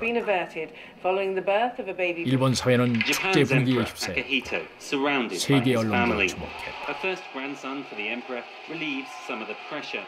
조선의 왕자들은 데려가 불귀의 객으로 만들고 그 침략의 역사에 대해 한마디 사과도 없이 40년 만에 남자아이가 태어났다고 좋아하는 일본을 보며 나는 불구대천지수란 말이 생각났다. 함께 하늘을 질 수 없는 원수란 뜻이다. 여기는 종묘. 조선 왕조 역대 제왕들의 신위가 모셔진 곳이다. 대낮인데도 인적이 드물다. 새소리만이 저렴하다. 평생 자유로이 날아보지 못한 영친왕의 혼이 새가 되어 날아온 것일까? 오늘도 일본 관광객들은 나시모토 노미야 마사, 이방자의 신의가 있는 종묘를 찾는다. 皇太子李雅子さん、梨本宮雅子さんの位牌は一番最後のところに祀られてあるんですね。 나는 서로 고아처럼 의지하고 살았다는 영친왕과 이방자의 신위가 있는 연영전에 민가반의 백년한을 바치고 종묘를 나왔다.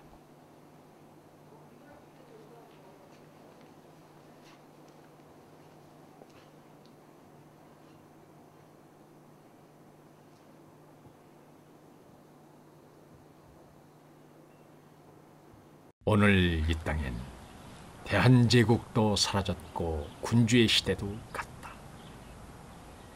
세월은 흘러 가해자도 피해자도 희생자도 모두 이 세상을 떠났다.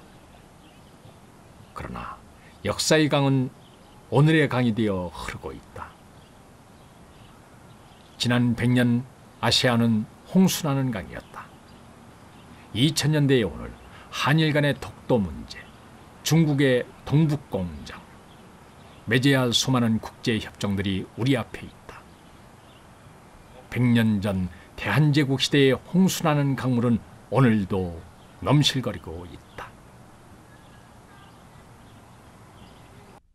대한제국은 결코 잊을 수도 지울 수도 없는 역사이다. 역사를 잊은 자, 역사가 보복한다는 말을 되새겨야 할 때이다.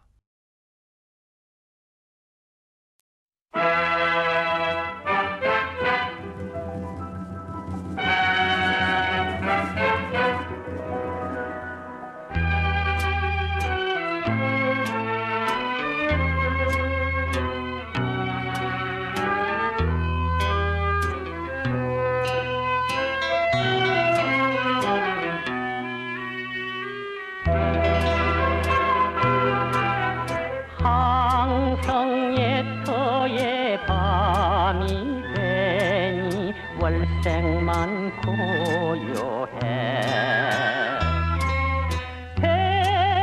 폐허에 쓰린 회포를 말하여 주노라. 아 외로운 전하 그네 홀로 이 잠 못 이뤄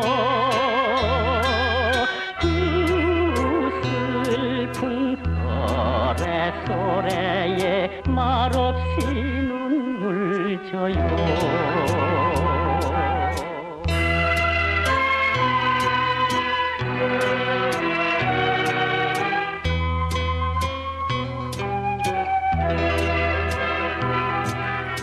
성은 허물어져 빈터인데 방초만 부르러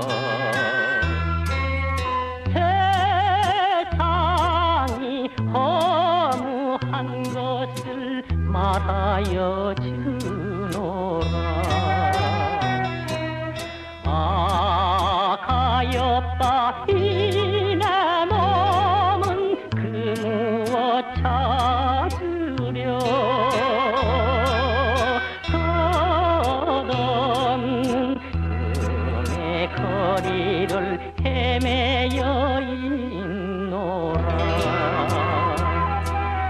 나는 가리로다 끝이 없이 이 발길 닿는 곳 산을 넘고 물을 건너서 정처가 없이도 아 한없는 이 서름을 가슴 속 깊이 안고 이 몸은 흘러서 가노니 옛터야 잘 있거라.